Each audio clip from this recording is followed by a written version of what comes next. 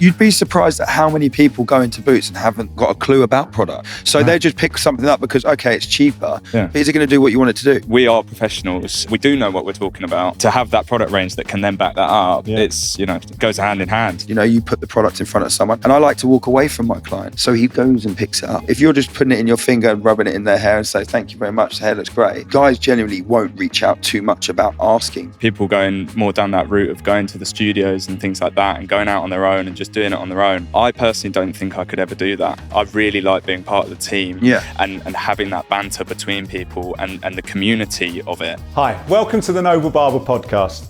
I'm Anthony Laban, and we'll be talking to various people in the industry who've made it and their journey and how they got here. Talking honest, cutting through the crap, and making sure your story and their story is heard to help your business and hopefully mine. If you haven't already, please hit the subscribe button, and I hope you enjoy this episode. Hi there, I'm Anthony Laban. Welcome to another episode of the Noble Barber podcast. We are back for part 2 at Diligence in Guildford. I'm with Tom and Finn. Welcome back, chaps. Thank you very much. Good first half. I like that. I did shout out this morning for some questions, and I've got a question from Baldy. Yeah. And Baldy's just asking, how long does it take you to get the shop fit money back? How long do you reckon it took or has taken, or are you there yet to get this refit money? So we had a plan. In the till. So back in the till, I mean, it's definitely gone back in the till, but we had a plan to pay back the loan that I was given from my investor. So we actually are paying that back over an 18-month period. Oh, okay. Yeah. So we're pretty much. So you're almost almost there. We're pretty much almost there. 18 months, mate. There you go. If you do well. If you got it set up. We covered a lot of business there, and I hope we covered as much. I certainly covered all the questions I had in my head. But the thing that, as you come in this building, both Luke and I wandered in and went, "God, it smells nice in here." And then your lovely apprentice, what was his name? Reese. Little apprentice. I did use that on purpose. He towered over me. Talked me through the product, started opening up bottles, and I really like that approach that both Luke and I stood there obediently listening as he opened bottles and sniffed this and really got us kind of interacting with the range really quickly. That's good. And one of the other points that every barbershop I go into is, we don't do a lot of retail, or retail's not a big bit. And then I talk to educators, we had Sid just go out last week, who kind of, points out that, you can double the price of your haircut by the guy leaving with a couple of products. That's it. I've spouted this statement many, many times, but the main reason why guys don't return to a barbershop is they can't recreate the haircut at home, so they don't think the barber's very good, they go somewhere else. Yeah. So it all leads back to this product, and everyone seems to have kind of either really succeeded or failed miserably and just has a few bottles on the side and essentially uses up their own stock in their day-to-day.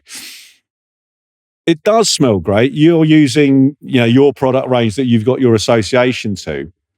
But is that something again when your guys are freelance or consultants that you educate them at their products? You keep that at their core because you must be doing some retail in this. We are doing great. We do. I mean, Finn will touch on it too in a minute, where we actually, we make sure that everybody has the books at home, so everyone takes the books home. But we also hold product nights. Finn holds them, and we also have 80 products. So 80 different products. And when we got the product company, we wanted to house everything. We didn't want to outsource, and we wanted it all to be one brand. Just the same. So it all looked great firstly, and also so you're not trying to sell different things and getting it from different places when you're trying to get it in. But Finn holds product evenings as well as myself. Tomorrow morning. Well, it's good. I mean, do they take it? Are they interested? Yeah, I mean, tomorrow morning, I don't know whether you ever heard, I was talking to Reese on the way out. He's coming in early tomorrow with one of the other lads, and I'm walking them through how we do the facials. So we do men's facial services here. So we've got a few different ones on the booking system. And again, that's using all of Depot's range. So they've got everything from the shampoos and conditioners all the way through to skincare. And as you say, the smells, the candles, the reed diffusers, all that sort of thing. So, I mean, they've got great men's skincare range, all, you know, tailored to men and specific sort of things. Which is something we found, you know, very important to have something that covered everything, especially with what we're trying to do. We're not just trying to do your hair or do, we know, we want to give you a skin product. We want to give you a shower gel. We want to give you, you know, something for your scalp issues. It could be anything.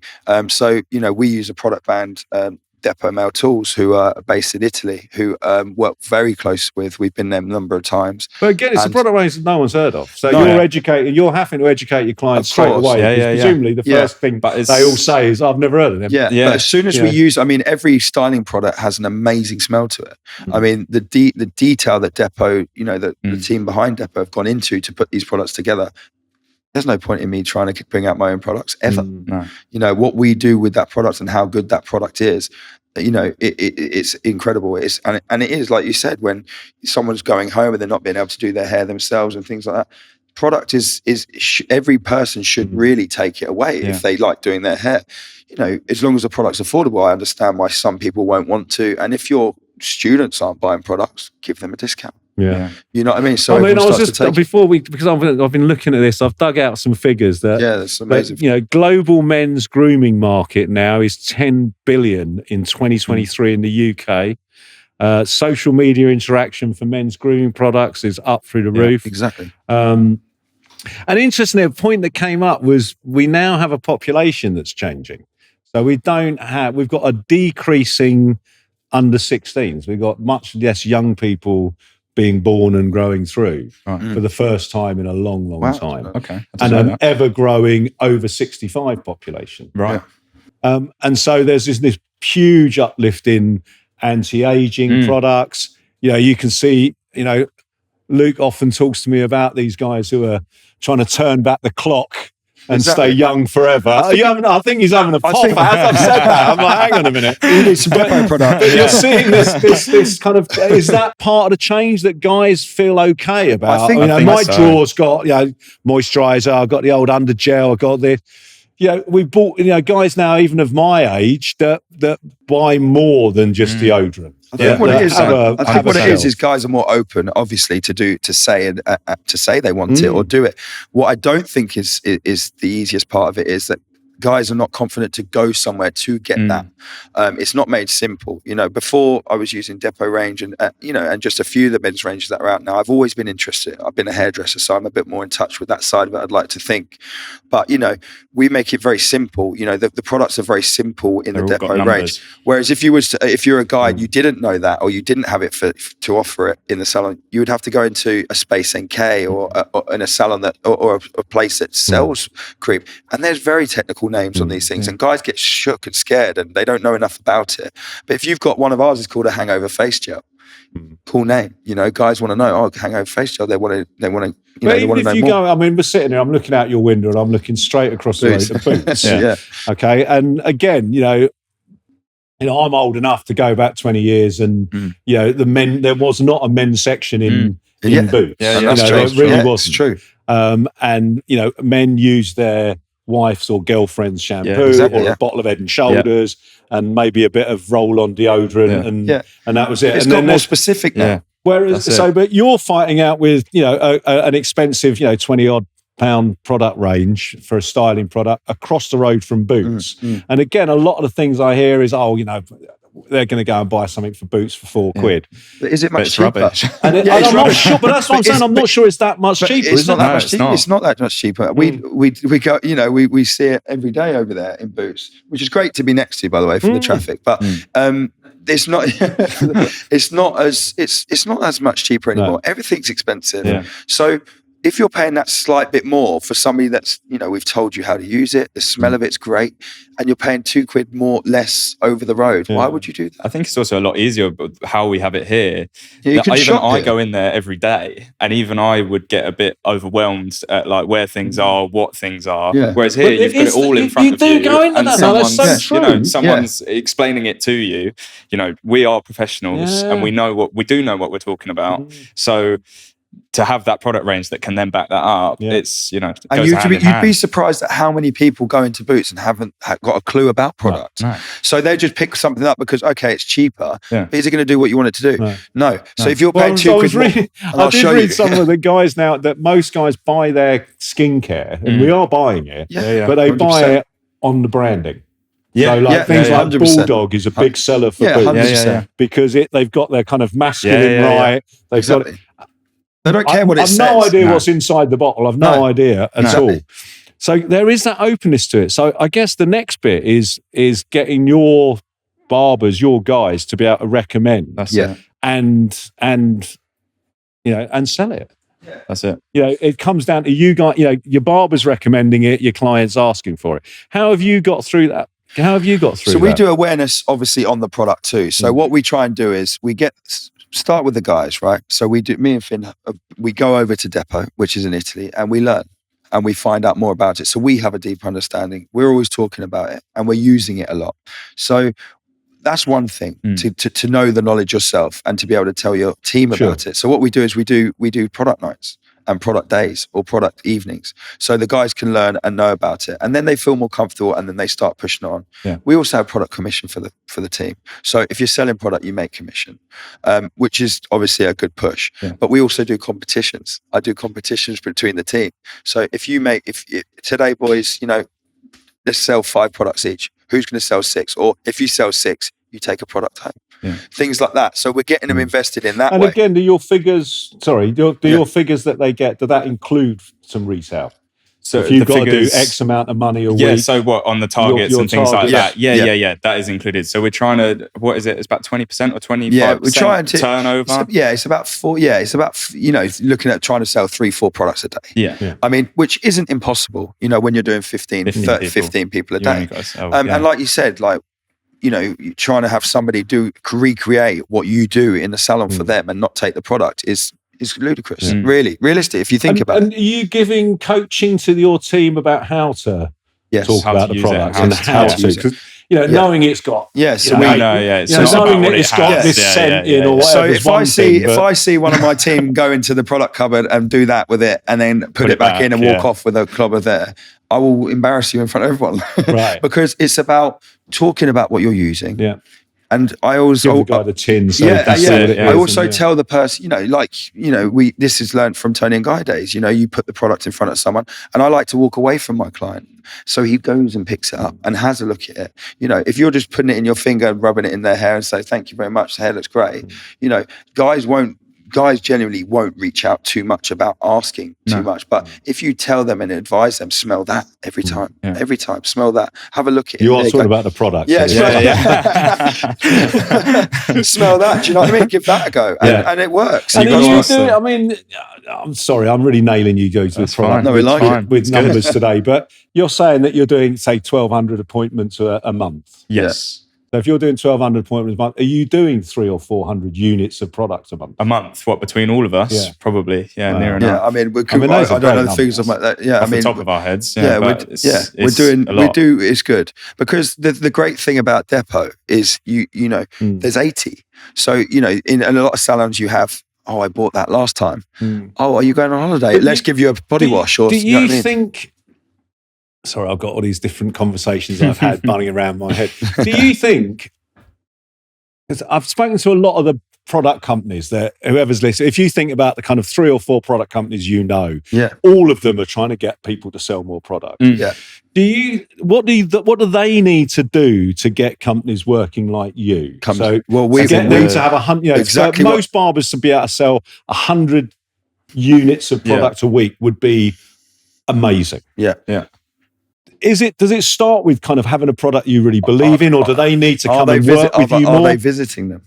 Yeah. Are they looking after you as well? Are they coming more than a sales rep? Yeah, more than a sales rep. Somebody that is showing you how the product. I mean, we've got Luca Malnati. He's amazing. He's come over twice in the past year. So to kind of infect your team. Yeah. So they have a team. The product company has a team which I also educate for. Right. I go round as well doing the same thing now. So I was on stage last week in Finland talking on stage for 4 hours where I was doing 2 haircuts. But they want to know about the product, and they had 5 people from the 60 people that were in making orders for their. So, but that was because now Depot, they go to these places, they educate people about the product. And I think what sales reps are doing is dropping in saying, you use this, use that, and it's a quick hire and buy, and you look at the product, it's great. We've got an offer on this, buy 4, get 5. Buy 4, but that's not enough. Are they teaching you? Are they doing these nights? Or they come in and it comes back to taking care of you as well. And then you build relationships. It's about relationships. Yeah, I do think, because I've had this conversation with a few of the bigger companies, and they spend eye-watering money doing a brochure, a new global brochure, and a new collection and that kind of stuff. It's not enough. And I don't know if it resonates. It doesn't resonate with me and mine, to be honest with you. We've been approached by how many? Loads. 10, 15 come through the door. Always, have you done this? I'm not interested because I know that we've had that where we used to work and all they want you to do is buy product. That's it. And the sales reps only care about their figure probably at the end of the day. But so do you think the big company, and we know the brands we're talking about. Do you think those big companies don't have those people to actually come out and share the passion? I don't think so. I've never seen it myself. I've never seen it until I started working with Depot. I mean, as soon as we took Depot on, they invited us out there straight away, paid for. And so, how did Depot come into your kind of spectrum? So where did you encounter? I've never heard of it. When I was looking at designing the shop, there was a concept store made, and it was, I can't remember off the top of my head where it was, but it was one of the European countries, and it was done for a photo shoot that was working with Civac and Partners, which was a design company. Right. So somebody obviously did a photo shoot. They wanted a salon, and it was very, very cool. They actually had this product in the back of the photo. And when I was making my mood board a couple of years ago, I see it and I was like, I didn't even know. But when things come to you, I saw it and it looked incredible. So I zoomed in and I saw it, and it was a men's brand anyway, a men's Barbers. So I knew it must be a men's brand. I found it. I reached out to them. And because they are protective about their ethos and what they want, it took me about a year of negotiations to actually get this brand in. And I didn't give up, did I? No. I did not give up. I didn't want anyone else. I didn't want it. I wanted it to look good and pretty. And that is how it came into my time, from a picture of Pinterest. But then when I started to learn a bit more about them, they sent me a beautiful box of product, and it was amazing. We was all using it. And then from there, they came over, and was we right for them? And while we write, were we right to sell the product? Yeah. And then it started building on and on and on. And then we actually, were invited over there. And we spoke about, our future, what we wanted to do and things like that. And then we went over again and again. You think it's come from a product that you enjoy working with, want to work with? Sure. It's incredible. And that then spreads through rather than, we're selling this. That's it, yeah. We're selling. No, it's. Well, no, I think that's exactly what most barber so when we shops do we do our product evenings, think and speak a bit more on it. We invite people to learn about this stuff and know about this stuff, and it is an incredible brand. I've worked in the industry for 20 years, and I've never seen nothing like it. Just down to the detail of what they're doing, the smells, and the variety. When we had people come in, we did that a few months ago. We had a Depot product night here. We closed up early. We'd put on a real sort of event. We had, everyone come down, invite all the clients down to, try different services that we offer, like the facial services. We were talking through all the products and trying to get really people involved in more the lifestyle brand of it all. I mean, I use all of it, the shampoo and conditioner, but it's then passing that on mate. to... What are you, 53? I know. I'm sitting here like baby face. I use all this face gel. That's it. But it's trying to get people invested in the brand and love it as much as we do. And it is, through putting those events on and talking about the product in the salon. People want to know. People do want to know. And I've got people who they collect love it now. They collect it. It's a collect. It becomes honestly, it becomes a collectible. So, guys have just had this. They're like, what else you got for me? What else? And we've got, so many. One of Finn's clients is crazy for it. He loves it.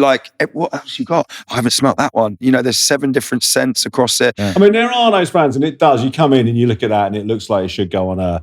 You'd see that in your hotel bathroom. Yeah, of course. You'll get a few like Murdoch's. I always think looks cool. immaculate when it's out. Very cool. Yeah. Faucets always looks the part, and they do it really well. So I'm just running through. There are other brands out there, and they do it really well. But the ones that seem to get these kind of believers, like you guys are with Depot, and we meet them with certainly meet them with Captain Fawcett, that they get that kind of that passion that the product company has filters into the owners and beyond, and it's not just down to pounds. It's controlled. It comes down to it's very controlled by them as well. So they met me. They asked a lot about what we were up to, where we were going with it, and what we wanted to do. So I think a lot of the brands where they lose a lot of that is they just want to make so much money all the time. So they're putting it anywhere. You've got products that you had only for salons that are now in Boots, or you get it for Amazon. And when you're trying not to do that, when you're having it as a specialized product and you can only get it here, where you're coming into the shop and you can only experience that here or grab that here, it makes it exclusive. And I think people like that too. So it's protecting the ethos behind the product brand as well. And also, we love it. We do love it. And I think if you're going to take some home today, I'll give you some in a goodie bag, both of you. And I'd like you to take I want what he's using. Stress-free. No, it does have a company yet. I do think it's just really interesting, because I've had the conversation with brand companies, and they're just kind of like, how do we get it selling? But at the same point, we spoke a bit about Salt, which is a product range that I really like Salt and what they're doing and how they show themselves.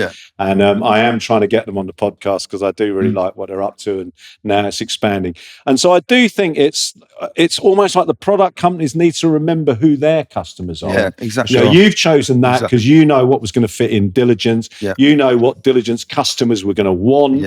So it ties it all together. It ties it all in. I think if you're just signing up with Revlon or with L'Oreal or with Weller, and you're buying whatever comes with that, it becomes harder. And it does need to be a way of these guys selling that ethos to you. Yeah, exactly. And that's why when you see things like Salt that come out, and you're just kind of like, you can see who that client base is. You can branding see is key, right? Obviously, the branding behind things, but it's also, if somebody's using your product as a product brand, especially like Depot, they look after us. They care. They really care about who's using their product, and also, they want to teach you more and more and more and more. And when you go over there, it's amazing.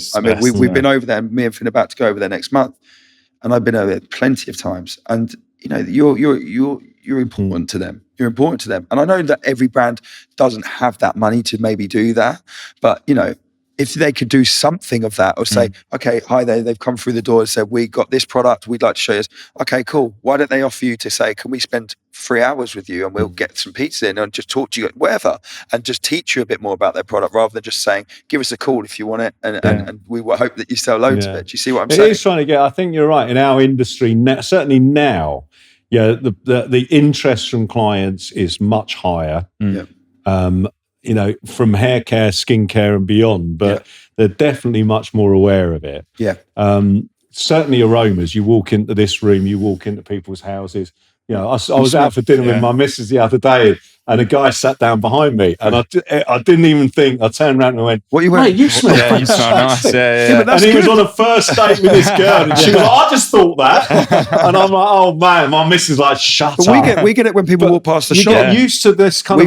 We spray the room spray, so we have room spray. So when we're at, we're up to Salon International at the end of next month, and we're taking the products with us. We're going to spray the room, so people wonder and ask, and we spray the door, spray it outside, because people walk past and come in, and they do. They do it all the time. And the first thing when a new client comes in, it goes, "Smells amazing in here." But that's by, with the product companies, we're not just, we haven't just got the styling products, but the smells and things like that. Guys want to know. Guys want to know. No, it really does. I mean, I've got this year, one of our stores has just been kind of taken over. A new manager has taken over there for us. And first thing she did was the diffuser came in, plugged in, lovely smell. And I just walked in and I was like, it's a room I want to be in. Then you associate that with being in that environment. Yeah, and it was exactly that. I felt kind of clean, energized, and it does. I mean, like I say, if you're doing the kind of 100 units a week, that's what as every single barber I've spoken to would be absolutely jealous of that. And so taking Depot out of it, because they're not all going to be able to get hold of it, and we don't want everyone to suddenly take Depot on.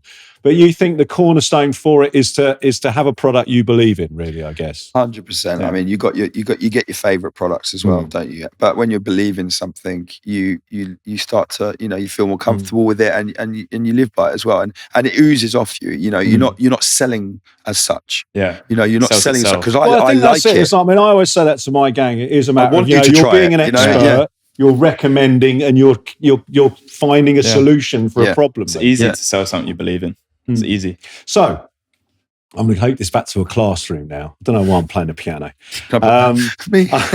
But if I've got, if someone here listening is looking at their shelves and they've got, 50 units of products sitting there, and they know the last time they sold a wax was 3 Thursdays ago.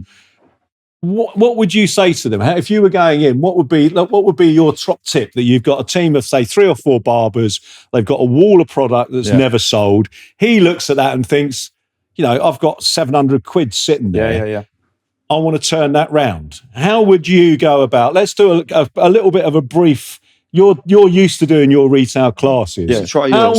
How would you go about it? You've got a room of people uninterested. Yeah. It's just sitting there on the wall. I mean, I'd say first things first, obviously you've got to give your staff sort of some percentage, some incentive to want to sell that product. So obviously we've got that. So, and what levels do you, I'm going to know you again, I'm afraid.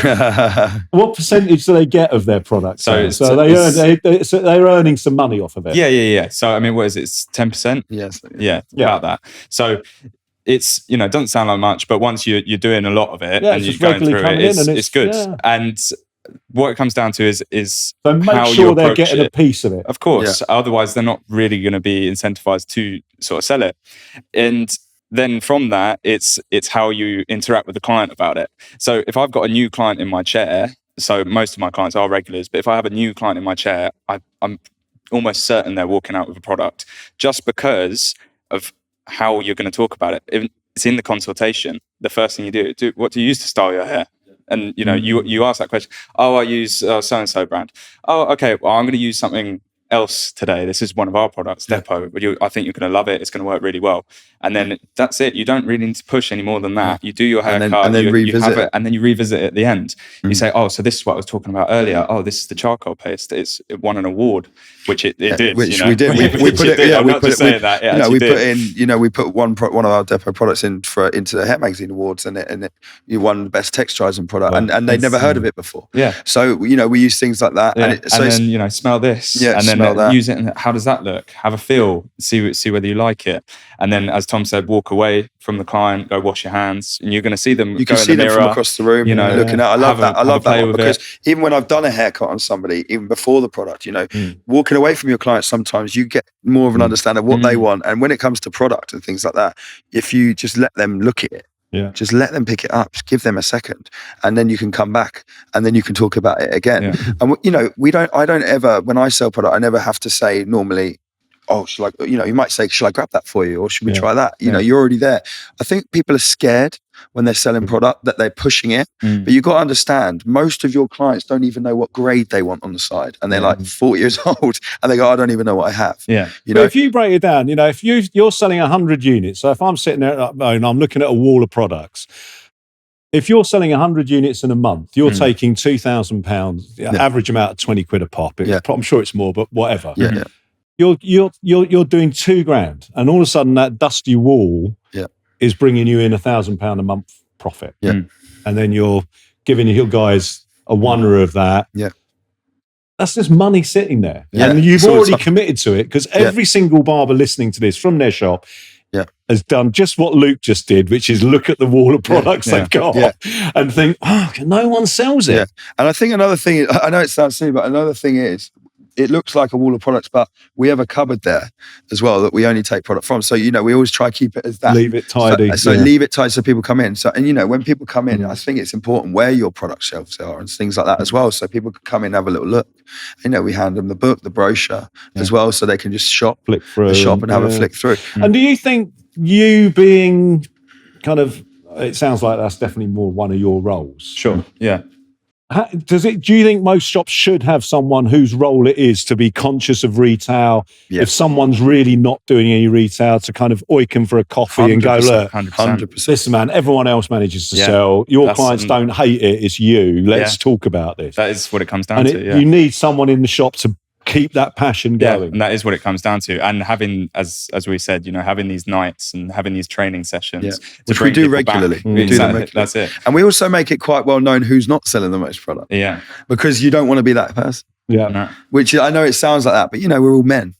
So you can take friendly a dig or two. Friendly competition. And we let people know, like, Adam, we don't say it in front of clients, so it doesn't look like we're pushing. But at the end of the day, like, what did you sell today? Yeah, no, we always. What did you sell today? I mean, I quite like that. I've always wanted to be the best. Yeah, I've always wanted to be.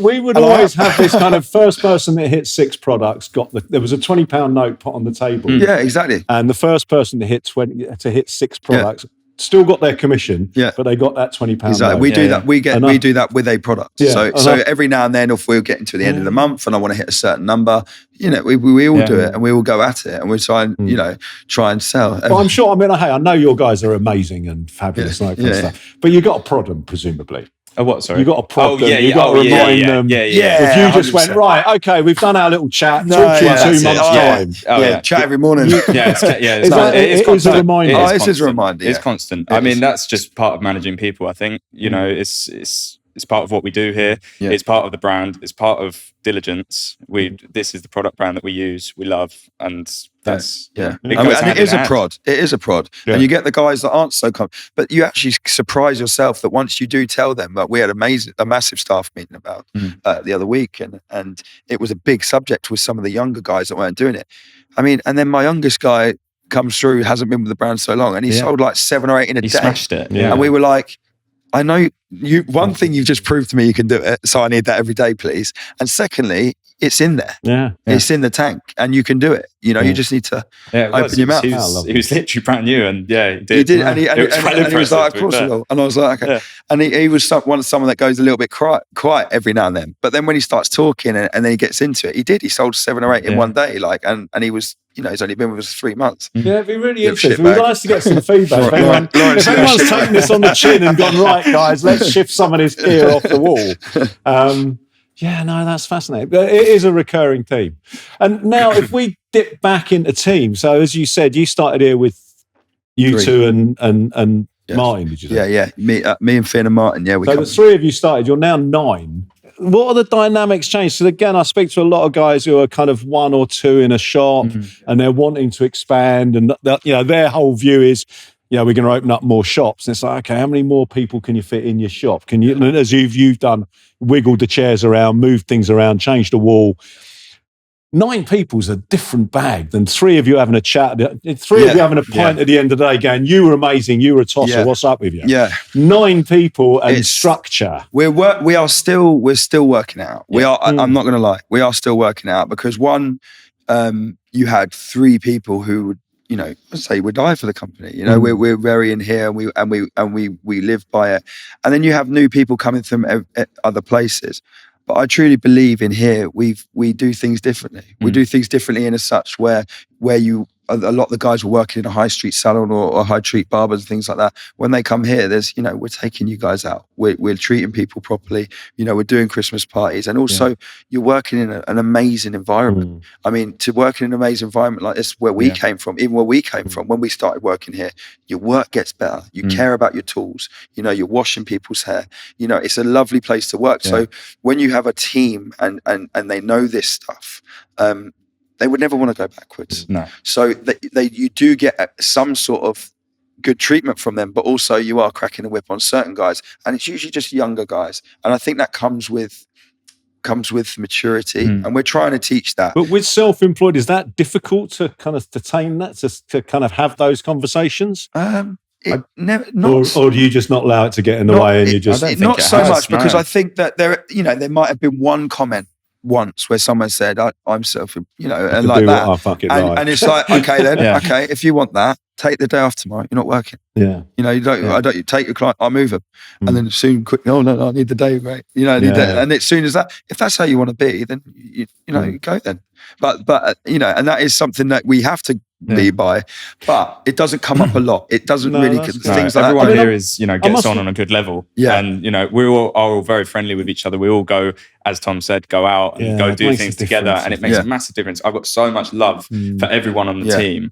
Yes, some people might give you shit from time to time, but I do have so much love for everyone on the team. And I think that they have a lot of love for me. And I think there's a lot to be gained from being in a team, though. I think there's a lot of guys that are doing it on their own in studios and so on, which is fine. But I do think you're missing out on a lot. It's a lonely world doing things that way. When I did have a bit of a transition, when I left, hairdressing, went into barbering, I was working on my own at home, and I was doing loads of haircuts. I mean, lots. I had a clientele. Even now, if I wanted to, I would do loads from my area. My area's over the other way. So, when you've got a team that's being able to listen to you and you're bringing people through, and they see that, especially the younger guys. So now we have Luke, who we've brought through. I think they stay invested because they look at him and think he's done that in a year. I could get there in a year. So that it brings the team closer and closer and closer. And then you've got somebody that wasn't so experienced, but then he's turning around to them guys and go, keep with these guys, stick your head in there, keep on it, because you will get. That's it. And it becomes like a hunger thing. And I think that builds a better team as well. People going more down that route of going to the studios and things like that and going out on their own and just doing it on their own. I personally don't think I could ever do that. I really like being part of the team and having that banter between people and the community of it. And, you lean on other people, you talk to other people. I think it's so important. It's a lonely world that way as well, because obviously you're in your head a lot as well. I know you're speaking to clients throughout the day, but you don't hear other people's stuff going on. No. So when you're at home and you may have something going on in your head, you're on your own, think about all day. I think that's the bit. It starts to become a bit of a mental health thing. It is. I think that's the bit. You can kind of do yourself some damage. I think. For sure. And I think also, certainly from a younger point of view, as yourself, you found yourself exposed to going to do shows, going to do different events, going to do other stuff. That I do. I'm an old man. I've got grown-up kids, so I've done the parenting trap already. But you do kind of go, look, don't go down one cul-de-sac. Keep the when you the whole point at the start of your career is to get on the biggest, widest road you can, and have a nosy down every side road. I feel like that's where I'm at the moment with this brand and the direction we're going in. We did a photo shoot earlier this week. We're doing this today. We've got Salmon International next month. These are all things that I know personally. If I was doing it on my own, I wouldn't be doing these things. Just because having the people around you and having that drive to then push you, I think it's really important. It really helps me. Tom pushes hard, which is good. In a way that where I believe in it. Yeah. And I believe it, and I believe in every staff in here.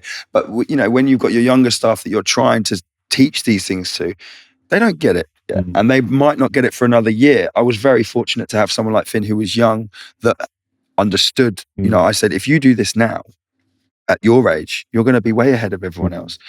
You got guys that just want to come in and do their bit and go out in the evening. I've been there. I've done it. And I fully understand that. But if I can get it into them slightly earlier, that they can be we've got Luke, I keep going back to Luke. He doesn't want to do it, but we've got him on stage at Salmon International this year. And he doesn't feel like he's ready. He doesn't think he can do it, but I know he's ready, and I know he can do it. And he came from, just a high street Barbers. Well, I think that's the bit when you're in a team and you've got some mentoring. It pushes you past that. I think when you're finding there's something you're scared of or fearful of, that's when you should do it. Yeah, for sure. And I always think, these guys, every lunatic that's ever jumped out of an aeroplane with a parachute on. I don't know if you two have ever done it. No, I haven't. No, but not planning on it. You see them before they're on a plane. They're like that. And the fear and dread. And every single one of them, when they land, is like, that was amazing. And that's what I've said. Finn, I use you as an example. Yeah. I mean, he done it, when I first put you on stage when we was at Barber Connect. Yeah. And then afterwards, you feel it's amazing. Yeah. You're at the feel so inspired to come back into your work life. That's the exciting stuff. It just that's gives the you creative that boost side. of adrenaline, and it helps you stay in love with what you're doing. And that's it. And I think it's really important. We look at people like like we mentioned earlier, like Josh and Sam and people like this. And I was even I was nervous at Barber Connect, and I had an amazing experience when Josh came on stage, and he wasn't meant to be on stage with me. I was asked to go on really quickly, and Josh came out the back and said, I'm going to come on stage. Probably one of the best moments of my hairdressing career, because you always would want to be on stage with someone like that. And it was my first time on the Model Barber stage, and Josh came on. He knows me from before, and those are the things that you, as a hairdresser, it's not just salon stuff. It's about pushing your team to say, you can do that, and I know you can. And I think that brings us together, and it brings us together more. That we all believe in each other well. We all believe in each other. Well, I can't argue, mate. I'm a big believer in team spirit, and I think the really nice thing chatting to you guys is that, even as the boss, that you're being pushed along by your team, and I think, I certainly love people I work with, because I do get to turn around and go, listen, guys, I'm having a really rough day today. Can someone else help me do this? And I think it's really good to be able to. Well, I think it's really, I know, I know from men's mental health is certainly something that's important, for you guys and here. But just to be able to have that someone around that you can reach out who gets it, because you work with them, they know it and they understand it. And I think, like I say, the way you set yourself up here, I really hope you get the success that you guys genuinely deserve. Guys, thank you very much. Really nice to talk about products with so much passion, and to talk about team. I've really enjoyed my little trip to Guildford. Thank you very, very much. I appreciate it. We'll give you a little We've been the Noble Barber. Thank you very much. Cheers. Thank you very much. Cheers. Welcome to the Noble Barber podcast. We're always looking for interesting people and interesting stories. If you know someone, or you are someone with a great story that you want to share, get in touch and come join me on the sofa. Thanks very much for listening. I hope you've enjoyed the episode, and we'll see you next time.